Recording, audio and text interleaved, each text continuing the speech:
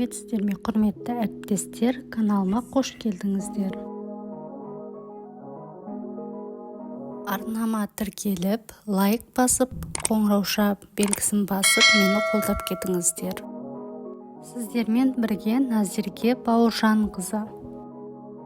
Дефис пен сызықша айырмашылықтары. Бірінші, дефис пен сызықшаның сыртқы формасындағы айырмашылықты айтар болсақ, дефис қысқа, ал сызықша ұзын болады. Екінші, дефис қойылған кезде екі жағынан бос орын тастамай жазылады. Үшінші, дефис орфографиялық сызықша пунктуациялық таңбаға жатады.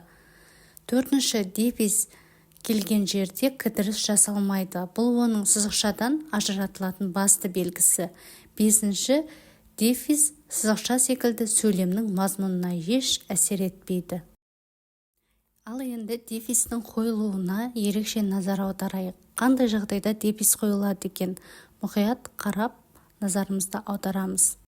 Бірінші, дефис қос сөздердің арасына қойылады. Мысалға, бала, шаға деген кезде дефис қойылады. Күрделі сөздердің арасына инженер, технолог деген сияқты арасына дефис қойылады. Екінші, сөз тасымалдағанда адамның, көркемге және тағы басқа.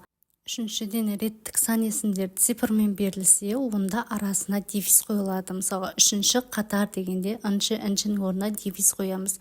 Бесінші орын деген кезде бестен кейін дефис қоямыз. Төртінші, ақ, ау, мыс, ды демеуліктері тіркескен жағдайда, мысалға, барадымыз, келедіміз және тағы басқа сөздерде алдында, яғни барады, дефис мыс, келеді, дефис мыс деп дефисті қойып жазамыз. Енді сызықшаның қай уақытта қойылатынына, қалай қойылады, қандай жағдайда қойылады, назар аударып мұқият мән берейік. Бірінші, сызықша бастауыш пен баяндауыштың арасына қойылады. Екінші, сызықша бірыңғай мүшелерден кейін келген жалпылауыш сөздің алдынан қойылады. Үшінші, алдында жалпылауыш сөзі бар бірыңғай мүшелерден кейін сөйлем аяқталмаса, ең соңғы бірыңғай мүшеден соң сызықша қойылады. Төртінші, диалог төл сөздің алды артынан, егер төл сөзден кейін автор сөзі тұрса, тырнақшаға алынған төл сөздің арасынан сызықша қойылады. Бесінші, сызықша жалғаулықсыз сауаттардың арасына қойылады.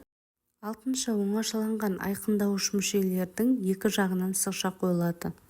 Жетінші, бірыңғай сұраулы мүшелерді немесе сұраулы сөйлемдерді жинақтап тұратын әйтеуір деген сөз түсіп қалған жағдайда, онда сызықша қойылады. Істегендіктен бе, таяқтан әлсірегендіктен бе, денесі зілдей ауыр екен. Міне сызықшаның орнына әйтеуір деген сөз қойылу керек. Бұл жерде әйтеуір деген сөз түсіп қалғандықтан сызықша қойылып тұр. Сегізінші, оңашаланған айқындауыштың алдынан сызықша қойылады.